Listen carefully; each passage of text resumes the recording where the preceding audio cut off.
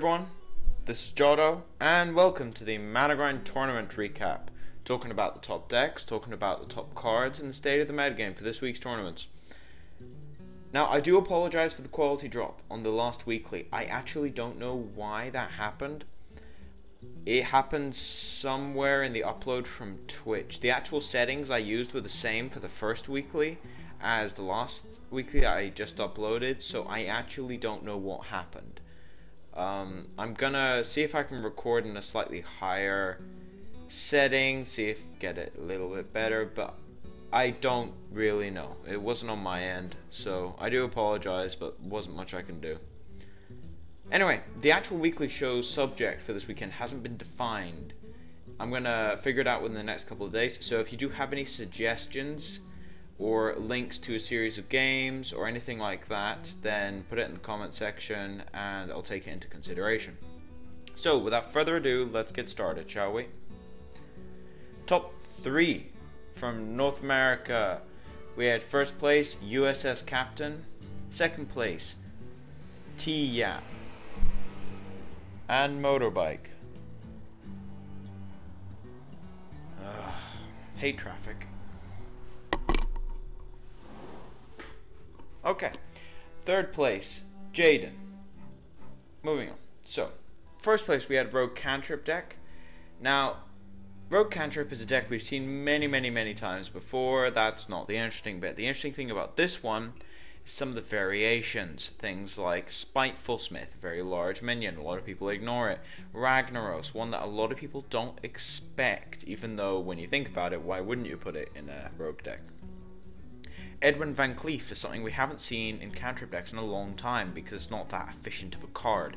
It is, however, a bomb late game, can do some serious work. Overall, this is a very interesting variation of the cantrip deck, but the main sort of interest that comes into it, which you can go read on the actual interview that's going to go up on Hearthstone within the next couple of days and even under the deck list, is the sheer amount of sideboard cards that he had, more than I could put on here. The notable ones, which I'm going to talk about, are Mad Bomber to deal with things like Blood Imp and low health minions in general. You had Big Game Hunter, because not playing Assassinate, so Big Game Hunter can be very useful against these ramp decks.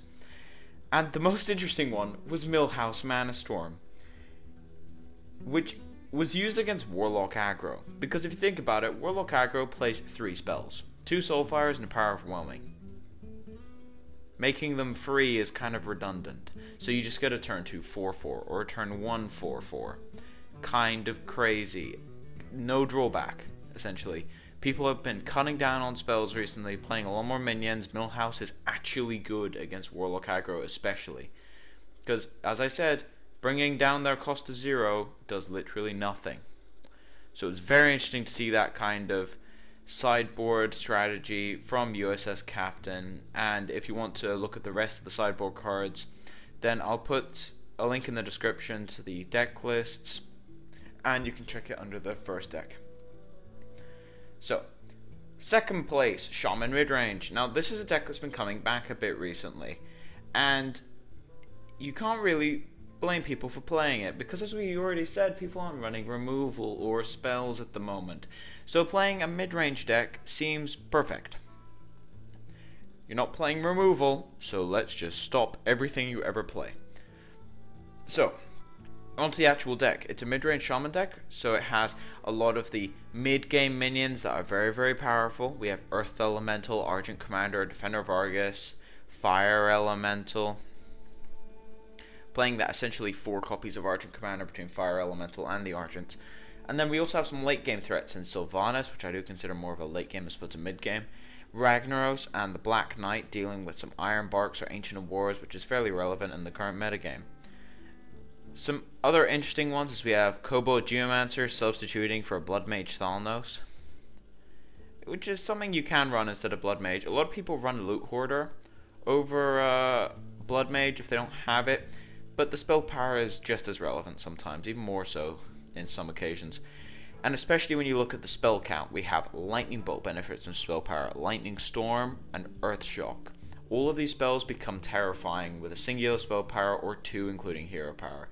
And Rock Biter weapon. Stormforge deals with most things, and Stormforge axe can be used earlier to kill many low drops. Which is one of the reasons why it's a very powerful 2-drop weapon. Now, third play. Alright, so when I first looked at this deck, I was like, oh look, it's a Warlock aggro deck. No, it isn't. Yeah,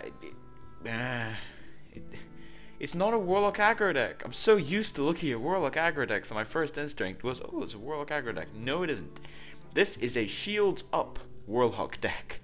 Now, Shields Up is a term that's been used to explain decks that use things like Defender of Argus, Ancient Watchers, some Fury Protectors, Molten Giant sometimes, a lot of defensive taunts, especially the Ancient Watcher, some Fury Protector, Defender of Argus combination, which essentially stops every single aggro deck in the format.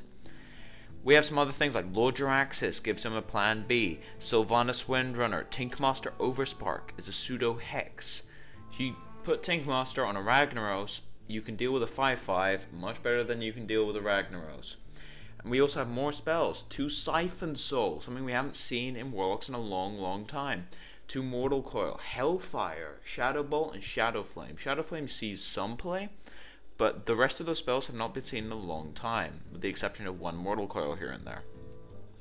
As for some of the more interesting cards, we have Twilight Drake, which if you give it Taunt, it's incredible as a defensive minion.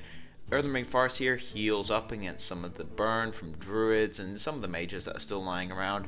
Harvest Golem is just as good as ever, and Leroy Jenkins, 6 damage, closes out the game really fast. Very interesting to see a Shields Up deck still work, but most interesting to see it in Warlock. Normally we've seen Shields Up decks in Priest, sometimes in Druid, not really in Warlock, so it was very interesting to see that. Now onto the top 3 from EU. MKR playing a mid to late Druid deck. Then we have Askell with Rogue Cantrip and Krilo. There's always someone that I can't pronounce. Krilo playing another Shaman midrange. So, on to the mid to late game Druid. Now, this is playing some spells and mostly minions. Now, at first, it looks like a ramp deck, but then you look to the spells, there is no ramp. So you really need to think about what this deck's game plan is. If it's not playing that much ramp, it's only playing Innervate. No Wild Growth, no Nourish, only playing Innervate. And apparently it's enough. Playing Swipes, Claws, Wrath, Starfall, very sort of bare bones removal, but very effective.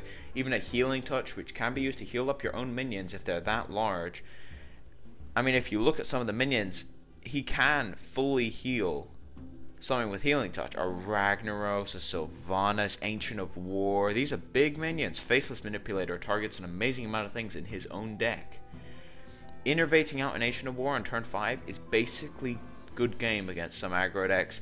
Ancient of Lore helps a lot with card draw and also healing, and it can also target your own larger minions.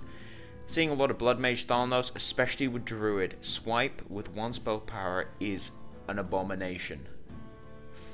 It's just crazy. It deals 5 to something, and then deals 2 to everything else. It is a one-sided abomination. It's ridiculous. Even look at 2 Keepers. Now, this is one of the main reasons to play Druid, in my mind, besides Ancient of War and some of the ramp, is Keeper of the Grove. Most decks can't play 2 Silences. They can't. It's not effective, it clogs up your hand, you can't play 2. Druids can play 2 as much as they want to. The Keepers, if they're not Silences, they are never ever dead.